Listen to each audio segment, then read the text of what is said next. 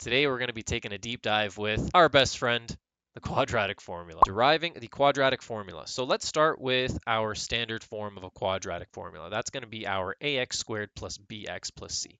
Now normally when you're solving for the roots of a quadratic, what do? You have to make it equal to 0. Well, that's going to be our first step. Nice and easy.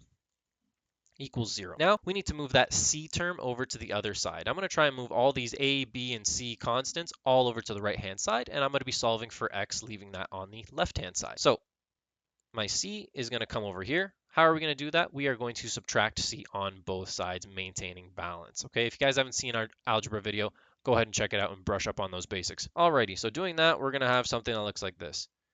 Ax squared plus bx is equal to negative c. Now, what I need to do is remove this coefficient a out of there. I don't want it in front of my x squared. I want a 1 in front of that x squared. So I need to divide everything by a. I'm going to divide this guy by a, I'm going to divide this by a, and I'm going to divide this by a. Those a's are going to cancel out, and we're going to have x squared plus b over ax is equal to negative c over a. Okay, cool. Now, another favorite when we talk about quadratics, and that's completing the square. We got to complete the square here. But don't worry, I'm going to make it nice and easy for you guys. All we got to do is take this term right here. This is our b term, right? And we have to divide it by 2 and square it. And we're going to add that on both sides of our equation. Again, maintaining balance, right? So this is what it's going to look like.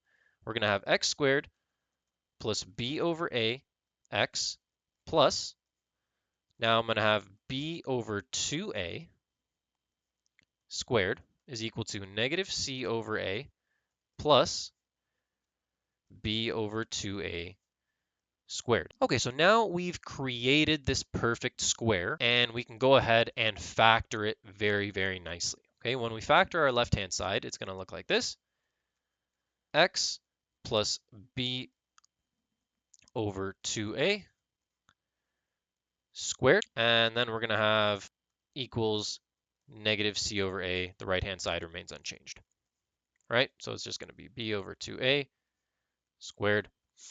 And there you have it. Now we need to take a look at our right-hand side. Here, I need to add these two fractions. How do we add fractions? We need to find common denominators. So to find a common denominator, I need to take this b over 2a, and I got to square it and see what that's going to look like. So that's going to give me a b squared on top and a 4a squared on the bottom here. So that 4a squared is going to become my common denominator. So I got to go ahead and take a look at this negative c over a and ask myself, what can I multiply this a in the denominator by to get a 4a squared? Well, that's going to be multiplying it by 4a. If I multiply the bottom by 4a, got to multiply the top by 4a as well. So the left-hand side remains completely unchanged. So I can just go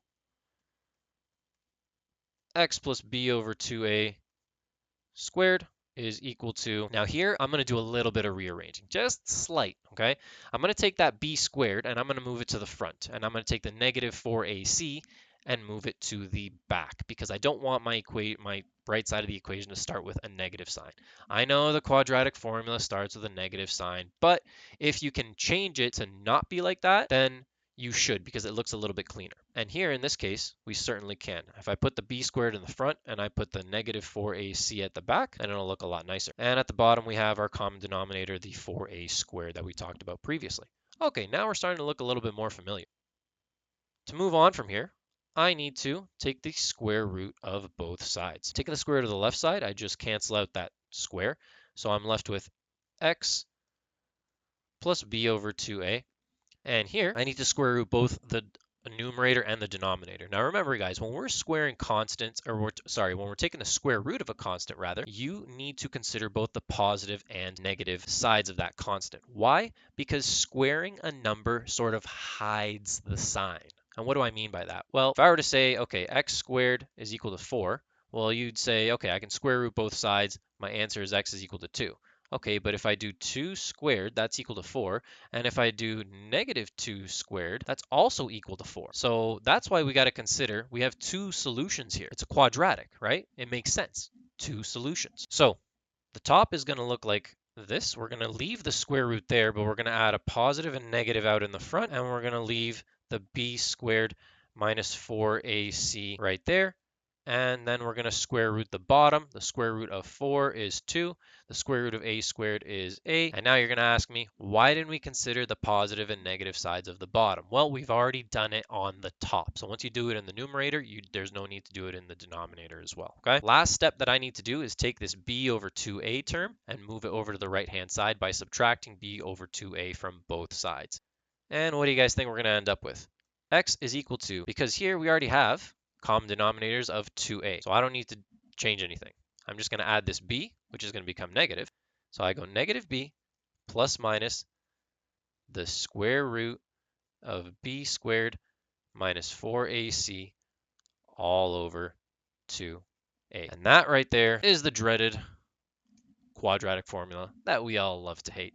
Hope you guys enjoyed it. Hope you learned something. Follow and like us for more videos. Thanks, guys.